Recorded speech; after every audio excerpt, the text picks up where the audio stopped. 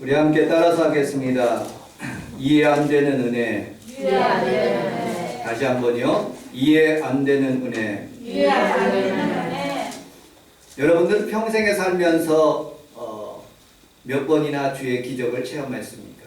많은 사람들은 많이 체험하고 있지만 그러나 성경을 자세히 살펴보면 아브라함의 경우는 하나님께서 가나안 땅으로 들어오라는 그런 순종, 그리고 그 땅에 살아가면서 롯과 여러 가지 다툼의 이야기들, 그리고 소돔과 고모라로 갔을 때 아브라함의 중보기도 아마 기적이었겠죠. 그러나 아브라함에게는 별로 기적이 아니었을 것입니다. 그리고 하나님의 천사가 그의 가정에 방문하게 되었을 때 아브라함은 그를 잘 대접함으로써 이삭을 얻는 그런 기적, 그것도 평상시에 그런 큰 기적은 아닙니다. 그리고 또 그가 아들 이삭을 드리려고 했을 때 하나님께서 그때 한 번 딱 기적을 베풀어 주셔서 순양을 하나님께 드리는 그런 일입니다. 다윗은 성경을 찾아보면 무슨 모세의 기적과 같은 그런 기적은 아무것도 없습니다. 어찌 보면 우리가 살아가면서 수많은 사람들이 평범 속에 하나님의 은혜를 느끼며 살아가는 것이 하나님의 큰 축복이 아닌가. 그리고 이렇게 코로나 한가운데서도 우리가 하나님 앞에 예배드릴 수 있다는 것, 그건 은혜와 축복인 것을 여러분들 믿으시기를 주님의 이름으로 축복합니다. 첫 번째, 이해 안 되는 은혜. 여러분들 이사야서 55장 8절, 여러분들 주보 내용에 있습니다. 이사야서 55장 8절 9절을 같이 한번 읽어보도록 하겠습니다. 시작. 여호와의 말씀에 내 생각은 너희 생각과 다르며 내 길은 너희 길과 달라서 하늘이 땅보다 높은 같이 내 길은 너희 길보다 높으며 내 생각은 너희 생각보다 높으리라. 아멘. 내 생각이 너희 생각과 다르다고 말씀하고 있습니다. 성경을 가만히 읽어보면 하나님의 생각과 여러분들의 생각이 달라 은혜가 다를 수가 있다는 뜻이지요. 누가복음 15장 3절로 7절에 보면 잃어버린 어린 양이 나옵니다. 99마리 양을 그대로 내버려두고 한 마리 양을 찾으러, 여러분들을 찾으러 우리 예수님께서 가시는 것이요. 그러면 들판에 있는 99마리는 무엇인가 생각할 수 있어요. 오히려 더 많은 숫자였지만 그러나 잃어버린 양을 찾으시는 예수님의 놀라우신 은혜인 거예요. 여러분은 한 사람 한 사람을 찾기 위한 하나님의 은혜라는 그런 뜻이죠. 마가복음 12장 41절에 보면 수많은 사람들이 하나님의 성전에서 하나님 앞에 헌물을 드립니다. 그런데 아주 가난한 두 렙돈밖에 없는 생활비 전부가 전 재산인 그 여인이 하나님 앞에 물질을 드리는 그런 장면을 보게 됩니다. 그러면 그 여인을 축복하고 여인을 칭찬할 때 나머지 정말로 많이 드렸던 그런 사람들은 어찌라는 것입니까? 그런데 우리 예수님은 그 두 렙돈을 드리는, 생활비 전부를 드리는 그 여인을 축복하는 모습을 보게 됩니다. 이것도 은혜이죠. 마태복음 20장 1절로 16절의 이하에 있는 말씀을 살펴보면 포도원의 농부가 거기 일하는 농부가 이렇게 옵니다. 아침 일찍 해 뜨는 데부터 오기 시작해서 그 다음에 해 질 때까지 일하고 가는 모습을 보게 됩니다. 그런데 해 뜨면서 온 사람하고 해 질 무렵에 1시간 동안 일하는 사람하고 페이를, 월급을 똑같이 주는 것이에요. 저희 성원 순복음교회를 건축했을 때 그 사람들이 일하는 일꾼들이 와요. 그러면 오전만 일하고 가면 반절을 줍니다. 10만 원이면 5만 원밖에 안 줘요. 비가 와버리면, 도중에 비가 와버리면 그 월급을 그 일한 만큼만 주는 거예요. 그런데 우리 예수님은 그렇지가 않아요. 늦게 와서 일한 사람들, 그런 사람들에게 동일하게 한 데나리온씩 그렇게 주는 모습을 보게 되지요. 여러분들, 이것은 어떤 사람이 봤을 때는 참 은혜 없다는 생각이 들지만, 그러나 늦게 온 사람, 그리고 겨우 1시간 일하는 그런 사람에게는 은혜인 것이죠. 볼프강 아마데우스 모자르트라는 사람은 아주 어린 아이입니다. 철부지입니다. 아주 장난꾸러기예요. 그런데 예수 잘 믿고 신실한 살리에르라는 그런 사람이 있습니다. 그런데 그에게는 지혜와 명철을 안 주고 그냥 아이와 같은 그 모자르트에게 은혜를 주시는 것이죠. 그건 하나님의 그냥 전적인 은혜예요. 우리가 여러분들 생각해 볼 때 다윗 그 부인들이 상당히 많아요. 그런데 그 부인들 가운데서도 하나님은 밧세바를 택하여서 우리아의 아내예요. 그리고 어찌 보면 요부와 같은 그런 일들을 했어요. 그런데 하나님은 밧세바를 통해서 그의 왕위를 이어가는 모습을 보게 됩니다.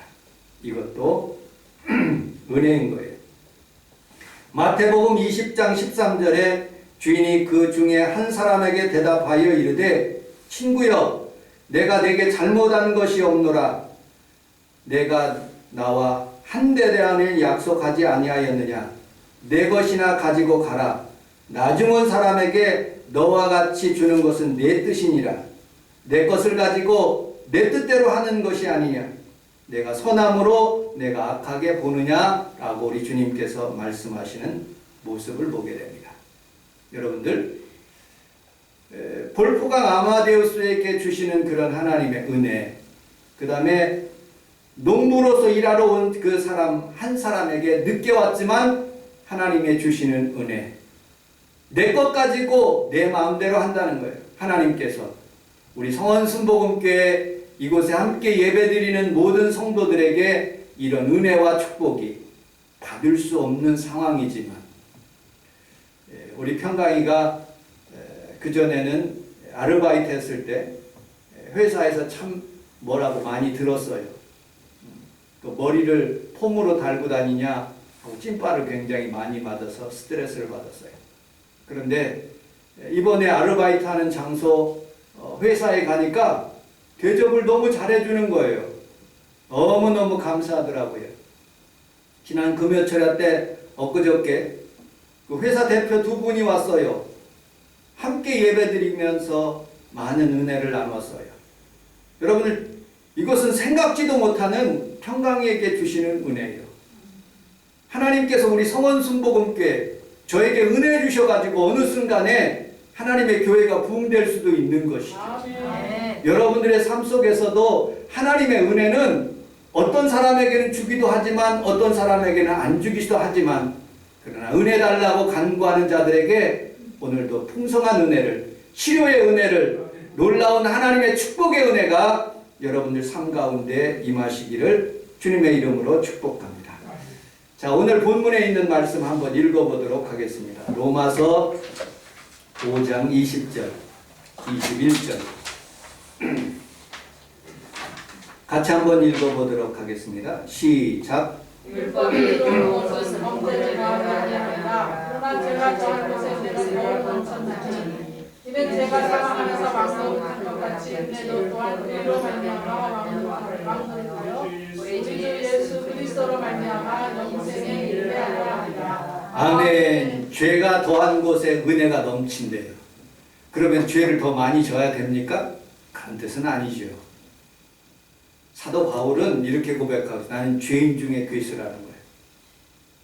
하나님의 은혜를 생각해 보면 내가 그를 받을 자격이 없는데, 스데반을 죽였는데, 예수 믿는 사람들을 핍박했는데, 하나님 나에게 어느 날 갑자기 다메섹 선상으로 가다가 주님을 만나게 된 거예요. 참 은혜죠. 놀라우신 하나님의 은혜입니다. 내가 예수 믿을 건덕지가 아무것도 없는데 하나님의 주의 자녀로 태어나게 하시고 예수 믿는 순간을 갖게 하시며 하나님 축복을 받게 하시는 모습을 보게 됩니다. 아동학대, 살인, 약한 사람들 괴롭히는 것, 여성을 처참하게 죽이는 것, 물어보면 기분 나빠서 그렇대요. 반성이 전혀 없어. 여러분, 은혜 베푸는 사람들에게는 전부를 우리 주님께서 주시는 거예요. 그는 십자가에서 못 박혀 달려 돌아가시면서 죽는 그 순간에 여러분들에게 은혜가 이렇게 내려가게 하신 거예요.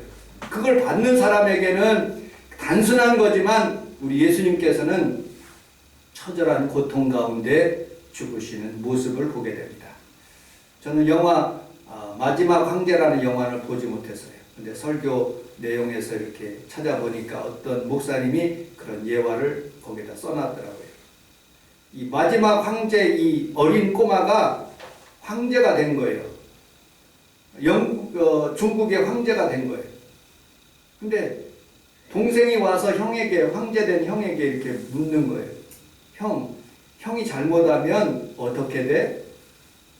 황제가 잘못해도 뭐 별 문제가 없겠죠. 근데 그 황제가 이렇게 답변하는 거예요. 내가 잘못하잖아? 그럼 나 대신에 누가 죽어? 내가 실수로 접시를 깨잖아? 실험 삼아서 한 번 한 거예요. 접시를 집어 던졌어. 그러니 접시 담당하는 그 시니어가, 내시가 밖에 나가서 심히 내지를 당하는 거예요. 내가 잘못하면 누가 나 대신 그렇게 맞아? 우리 예수님께서는 왕으로 오셨어요. 왕이셨습니다. 오히려 여러분들 여러분들에게 가까이 다가셔서 십자가에 당하시고 그리고 여러분들에게 은혜를 주신 것이죠. 그게 진정한 은혜인 것입니다. 우리는 아무것도 갚을 수도 없고 그리고 주님께 무엇을 할 수 있는 자격이 안 돼요. 그래서 우리는 하나님의 성전에 와서 그냥 눈물을 흘리면서 하나님 은혜 감사합니다. 나를 하나님 축복해 주셔서 감사합니다라고 예배로만 올려드리는 것이죠. 여러분들 우리 성원순복음께 하나님께서 은혜를 베풀어 주셔서 이러한 모든 놀라운 하나님의 치료와 그리고 여러분들 삶 가운데 좋은 일들이 일어나기를 주님의 이름으로 축복합니다. 아멘. 칼 바르트라는 위대한 신학자예요. 20세기의 최고의 당대의 신학자예요. 시카고 대학에 초청을 받아서 왔어요. 학생들이 수많은 질문 하는데 마지막 질문을 손을 들어요. 교수님이 신학을 창세기서부터 요한계시록까지 연구하고 평생을 70평생을 그렇게 연구했는데 가장 중요한 단어가 신학에서 가장 중요한 단어가 무엇이라고 생각하십니까? 하고 물었어요. 그때 곰곰이 생각하다가 칼 바르트는 이렇게 기도했어요. 그들에게 그렇게 말했어요. 예수 사랑하심은 거룩하신 말일세. 이 마디를 한 거예요. 예수님 여러분들 사랑하신 것은 거룩한 말인 거예요. 이게 은혜예요. 하나님의 축복인 것이죠. 받을 자격이 없지만 하나님은 나를 위해서 그렇게 축복하시는 모습을 보게 됩니다. 여러분들 성실하게 사는 에서는 하나님이 사용하시지 않고 교활하고 꽤 많은 야고, 어찌 보면 여러분들과 저처럼 아주 약삭빠른 그런 사람을 하나님이 선택하셔서 예수 믿게 하시고 목회자 되게 하시고 성도 되게 하시는 모습을 보게 됩니다. 그게 은혜인 거예요. 수많은 나라, 부족한 나라들이 있어요. 그러나 하나님께서는 제일 가난한 나라 중에 하나, 우리 대한민국을 선택하셔서 하나님 은혜를 주셨어요. 저는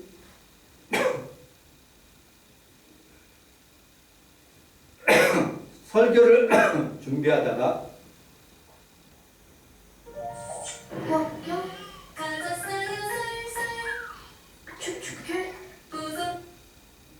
설교를 준비하다가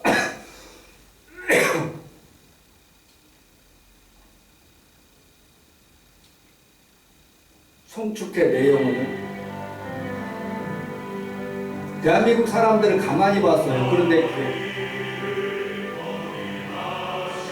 얼굴을 보니까 너무 복된 얼굴이에요. 남성이라든지 여성이라든지 내가 대한민국에 태어났다는 게 너무 감사하더라고요. 왜 하나님이 우리나라를 축복하시고 이렇게 예수 믿는 사람들이 많게 하시며 만 가지 이유로 하나님 앞에서 찬양하고 하나님 앞에 예배드리는 모습을 통해서 하나님이 우리를 축복하셨구나 하는 생각을 하니까 이 찬양을 듣는데 얼마나 눈물이 흐르는지 몰라요. 우리 성원순복음교회를 왜 하나님이 우리에게 이 땅에 허락하셨는지 그냥 하나님 앞에 찬양과 영광을 돌리는 그런 의미예요. 그래서 주님을 송축해 하면서 찬양을 드리는 그런 기업이 있습니다. 세 번째로 오늘 본문 베드로전서 5장 10절 같이 한번 읽어보도록 하겠습니다. 베드로전서 여러분들 주보 내용에 5장 10절 같이 한번 읽어보도록 하겠습니다. 시작. 모든 은혜의 하나님 곧 그리스도 안에서 너희를 위하사 자기의 영원한 영광에 들어가게 하시니라. 잠깐 고난에 당한 너희를 친히 온전하게 하시며 굳건하게 하시며 강하게 하시며 허를 견고하게 하시니라. 아멘. 모든 은혜의 하나님이라는 거예요. 은혜의 하나님은 모든 것이 은혜를 하나님이 주신다는 거예요. 어떤 사람도 어떤 훌륭한 사람도 세상에 있는 수많은 인물도 은혜를 줄 수 없어요. 오직 모든 은혜의 하나님, 전적으로 하나님의 은혜라는 것이죠. 양떼를 두고 그 한 마리를 찾아 가시는 하나님의 은혜, 그게 나를 찾는 거예요. 탕자를 기다리는 아버지의 은혜, 그 탕자가 바로 나라는 것이죠. 여러분, 10,000달란트 탕감받은 종, 그게 바로 나라는 거예요. 그런데 다른 사람을 미워하고 시기하는 그런 모습을 보게 됩니다. 여러분들, 오늘 이렇게 예배드리는 귀한 성도들에게 나를 찾아오신 하나님의 이해할 수 없는 은혜를 여러분들이 피부 깊숙하게 느끼시기를 주님의 이름으로 축복합니다. 요한복음을 썼어요. 요한계시록을 썼어요. 그는 하나님의 천국을 이렇게 방문했어요. 그는 예수님의 제자. 그는 그 성경을 썼을 때 나는 예수님의 제자 사도라고 표현한 적이 하지 않았어요. 그냥 어련히 사도로 인정해 준 거죠, 사람들이. 근데 사도 바울은 사람들이 사도로 인정하지 않으니까 성경 쓸 때마다 나는 주 예수께 받은 사도된 바울이 여러분들에게 편지한다라고 표현하고 있어요. 아마 명함에, 우리 평강이 명함을 보니까 아주 금색으로 되어 있더라고요. 그걸 보면서 참 마음에 뿌듯함을 느꼈어요. 여러분들 명함에는 뭘로 표현해야 될까요? 난 명함이 없습니다. 제가 만약에 명함을 쓴다면 성원순복음교회 담임 목사, 서울 서부지방의 증경회장, 교단의 사무총장, 전직, 그런 식으로 이렇게 아마 썼을 수 있겠죠? 그런데 저는 그렇게 쓰지를 않을 거예요. 요한복음 13장 23절에 사도 요한은 이렇게 표현하고 있어요. 예수님의 제자 중 하나 곧 그가 사랑하시는 자가 예수의 품에 의지하여 누웠는지라. 예수님이 자기를 사랑하는 자, 예수님이 자기를 사랑하는 자라고 표현한 거예요. 이 말보다 더 은혜로운 말이 없어요. 예수님께서 여러분들을 사랑하는 자래요. 여러분들을 하나님의 자녀로 부르시고 여러분들이 돈이 있든지 없든지 건강하든지 건강하지 않든지 하나님의 자녀로 부르셨다고 말씀합니다. 이것이 제일인 거죠. 어쩔 때는 제 마음이 참 교만해요. 아주 나쁜 마음 생각을 가져요. 왜? 하나님, 어저께도 그런 것 같아요. 저 혼자 청소하는데요. 저 혼자 새벽기도 다 하고요. 금요철에 하고요. 누구 돕는 사람들은 아무도 없는데요. 그런데 하나님께서 저를 때리시는 것 같아요. 야 이놈아, 너에게 은혜 주려고 하는데 이제 물꼬를 열어주려고 그러는데 그렇게 원망불평하면 어떠냐. 너무도 어려운 주의 종들이 얼마나 많은데 노델이 어저께 편지를 보냈어요. 마닐라에 코로나가 막 필리핀에 번져나가니까 다니지 말라고 그냥 올 스톱된 거예요. 그리고 자기네 교회의 청년들이 코로나를 걸려가지고 예배를 인터넷으로 드려야 수밖에 없대요. 여러분, 그렇게 어려운 환경 가운데서도 하나님을 찾는 사람들이 있어요. 하나님을 신실하게 섬기며 예배드리는 그런 사람들이 있어요. 그런데 여러분, 원망하고 불평하고 입으로 감사치 않으면 하나님의 은혜가 떠나는 거예요. 오늘 여러분들의 삶 속에서 하나님의 은혜가 있기를 주님의 이름으로 축복합니다. 해경 스님이 목사님이 된 그런 사연을 간증집에 제가 읽어봤어요. 해경 스님이 아버지가 스님이에요. 그런데 조계종에 들어가서 법적인 문제 때문에 무슨 싸움이 일어났나 봐요. 그래서 감옥에 갔어요.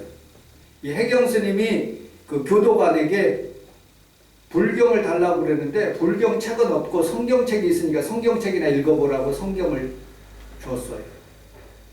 안 읽을까 하다가 성경에는 무슨 내용이 있는가 내가 궁금하게 비교를 한번 해봐야겠다. 불경에 한번 해봐야 되겠다 해서 성경을 읽기 시작한 거예요. 그런데 예수님께서는 은혜가 많으신 분이라는 걸 깨닫게 됐어요. 부처님은 자기 아들이 죽어서 어머니가 슬퍼가지고 왔는데 그 아들을 살려달라고 그렇게 애원해도 살려주지를 못하는 거예요. 만약에 내가 동네 다니면서 그 죽지 않은 가정, 그 부모와 조상들이 죽지 않는 사람들이 있다면 그 물을 한번 먹으면 살 것이다라고 그렇게 얘기해 줬어요. 그 부인이 아무리 동네를 다녀도 죽지 않는 가정이 없어요. 다 죽었어요. 그리고 와서 얘기하는 거예요. 다 죽었는데요. 또 아들도 죽는 것이 당연하다. 해결책이 그게 그렇게 인지하는 거예요. 근데 예수님은 그렇지가 않아요. 성경을 읽어보니까 13살 된 야이로의 딸을 가서 고쳐주는 거예요. 일어나라 하는 거예요. 청년이 그 장례가 이렇게 나가서 이렇게 내려오는데 예수님께서 딱 만나시는 거예요. 그리고 청년아 일어나라 하니까 그 관에서 일어나는 거예요. 40 먹은 나사로야 일어나라 나오라 하니까 나오는 거예요. 이분은 문제를 해결해 주시고 은혜를 주시는 분이구나. 그분에게 배워야 되겠다. 불교를 포기하고 스님이 신학을 해서 지금 목회자가 됐다는 그런 간증책을 읽어봤습니다. 여러분들, 우리는 살아가면서 하나님의 은혜를 느끼지 못할 때가 있어요. 그러나 너무 좋은 것들이 많으니까 은혜가 없는 거예요. 여러분, 감사할 줄 알고 여러분 조그마한 것 주심에 더욱더 감사하면 하나님이 더 큰 은혜를 여러분들에게 더하여 주실 줄로 믿습니다. 결론, 말씀을 맺도록 하겠습니다. 수많은 여자들이 있어요. 그런데 내가 사랑하는 아내는 우리 사모예요. 수많은 남자들이 있죠. 우리 아내는 저를 제일 사랑하는 것 같습니다. 수많은 아들들이 있어요. 그 중에서 우리 아들을 제일 사랑해요. 왜? 우리 아들이니까. 여러분, 수많은 성원 순복음교회 말고 교회들이 많지만 하나님은 우리 교회를 제일 사랑하셔요. 아멘. 그리고 하나님께서는 저와 여러분들을 제일 많이 사랑하십니다.